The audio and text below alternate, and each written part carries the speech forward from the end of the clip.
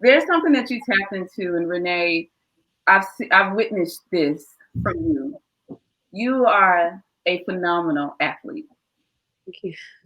For so many young women and young men, you are their favorite basketball player.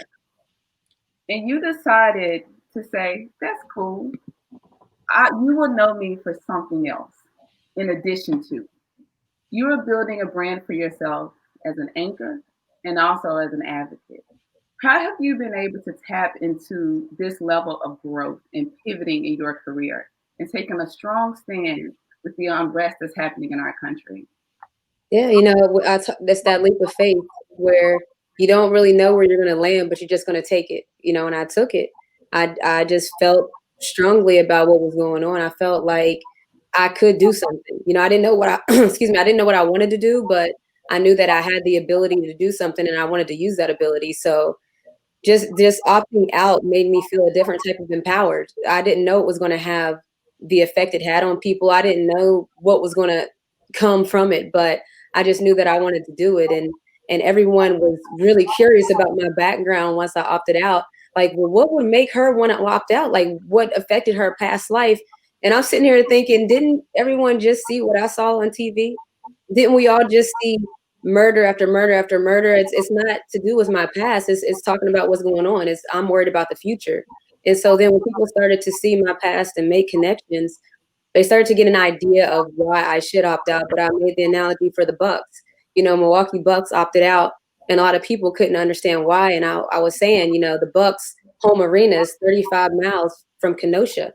And they didn't need a reason to opt out, but in case people needed to find a connection for why someone wants to take a stand, that was for them, and my opting out was for me and what I want to do. And so I understand the anxiety of leaving a comfort zone. I played basketball my whole life, so that's all I've known. And while I'm prepared for whatever comes my way, I was still nervous because that leap of faith, you just don't know where you're going to land. And speaking of the leap of faith, Dr. Joy, Molly, both of you all as well knew that you had something when you had it. What was that moment when you knew that what you created, that you were really onto something? I think piggybacking off what Nicole said, when the Therapy for Black Girls website crashed, it felt like, oh, wow, we really are onto something. So I think it does really sometimes take that outside information and metrics like Pinky talked about to let you know, like, okay, there's really something there. I think for me, I'm still in a fog about it. I've always been a very giving person in my life.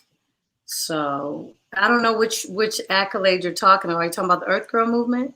Yes. Can I see you? Okay, good. I can see you now. I didn't know until October, and it's this last October. And the crazy thing is, when I started the movement, I didn't know. I just knew there were Black girls in Chicago from where I'm coming. I grew up 10 minutes from Kenosha, so none of this is a surprise for me. It's KKK. It's like LA. It's like territory. So you grow up and you learn how to. I'm a street kid, so for me. And then I'm partly like Pinky. I think I'm a mixture between all you ladies. I think we all are. But I knew when 3,000 women showed up and my team said, there's so many women here. And I said, well, that's why I created the 2 outdoor areas for them to jam and have jam sessions. People who we didn't personally invite and may not be on the list. If you know me, you know I've done gatherings for our community, for T.I. and Hustle Gang, for 2 Chainz and his, before anybody knew anybody, we was just all doing it for each other. And when people showed up, I always told my security, don't you never turn nobody away. If they come here, they're supposed to be here. If they act crazy, we gonna handle what we gonna handle. So when 3,000 girls showed up on a day in between the morning and the night last October, I thought, oh my God. And it was during Afropunk Fest and A3C Fest. And part of my team was like, do you realize you're having this at the same time? I said, yes, I do. But for me, I'm doing this festival not to make money. I'm doing this festival because of 70,000 Black women missing for and for their bodies. And not everybody was brought up, named after their great grandmother with 500 offspring, told you gonna play basketball like you with the boys, the GDs, and a little killer, So for me, I knew that women, I had something. And Pinky, your conversation really resonated with me when you said, I've been a boss. From the time I was a kid, I made money, had a lemonade stand, sold cookies, sold t-shirts. I did all that as a little kid. Then I was in the streets, which I'm not proud of. Started getting locked up from 13 to 18 until I found my way. So for me, I knew it was big when the money started pouring in from brands that I've been begging to do this little dinner here, this little dinner here. Then they were running at me, and I had to say, is this some culture vulture situation? Who's on the team?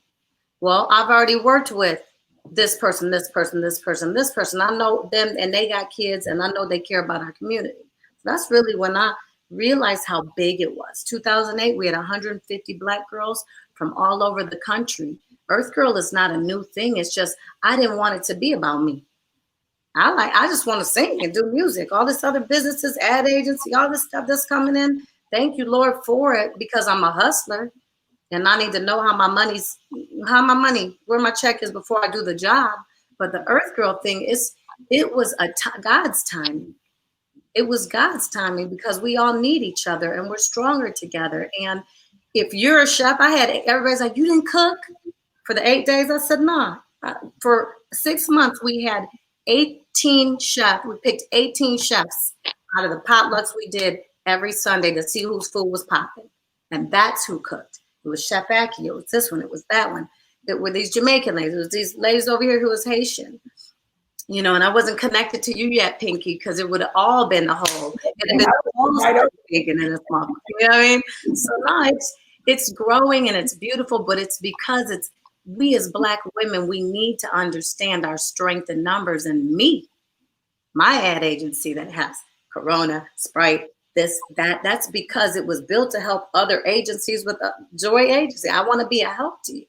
So I think, I'm still in a little shock of how big it is and becoming. Dr. Key, I want to add into what you just said. You said that you did it because you wanted to help people, and I think that that's the one synergy that we can all share, right? We did a thing because we're captivated in our spirit to want to help people and help people be better and uplift people and see people get better opportunities and get outside of the situation that they're in. So when you talk about how you wanted to help people, literally, I'm sitting here like, yep, that's me. I felt like you are literally speaking the words that is in my heart. Because when I started Slutty Vegan, I'm like, okay, this is cool. And then I'm like, okay, this is cool. But I did it not for the money, because money moved me, right? I did it because I knew that I was helping people who look like me see food in a different way. And being able to do that gave me so much richness in my spirit. It don't matter how much money you put in my bank account. You know what I mean? So to really understand, like, for me, I knew that I had something when people were standing outside for 5 to 8 hours in their lawn chairs with their computers, with their children, paying people to stand in line for them. And I'm like, oh, this is bigger than burgers and fries. This is bigger than burgers and fries. Food. Yeah. I know how many people over the years have said, you guys gonna be best friends. I've studied health and wellness in the food administration for 20 years. I've had farms. I grew up on farms. They used to send me out of the city when I used to be in trouble in Chicago to North Carolina and down here. So no, it's such a pleasure. We bumped into each other, but it's a pleasure to hear the power that you have when you came on and said, this is who I am and I do it because I care. Because a lot of you women who are listening, you want to do it for the gram. I'm not even going to trip. Like, y'all want to be, oh, I got a basketball skill. I could be like her. No, she don't care about this. Money doesn't make us. We make money. Money doesn't make us. Mm-hmm. If you try to be one of us on this panel, you're going to be miserable because you're going to be living our dream. You look at the end of the day, I think every one of us are doing something that as a kid, yeah, that makes sense. Right? Yeah.